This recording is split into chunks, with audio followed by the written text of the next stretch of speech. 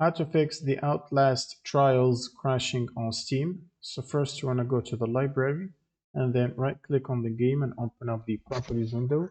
And then in the general tab you want to add to the launch options box -dx11 as a command.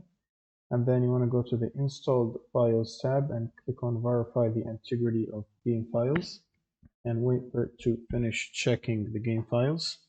Next, you can close Steam and then open up your GPU application to get the latest updates. So if you have an NVIDIA graphic card, you will need to download and install the NVIDIA app by searching NVIDIA app and clicking on the first link. And then you can go to the drivers tab here, select Game Ready driver, and make sure to download and install the latest available update. And then you can open up your browser again, and this time you'll need to install the redistributables. So you can simply search for redist, click on the first link, and then scroll down to this table here. Make sure to download the 86 version and the 64 version, both of them. Download and install these here.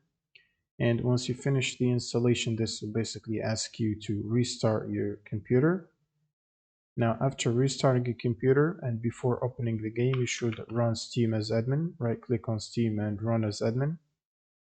And then you can open up the game again, and this should fix the crash issue. Thanks for watching and see you.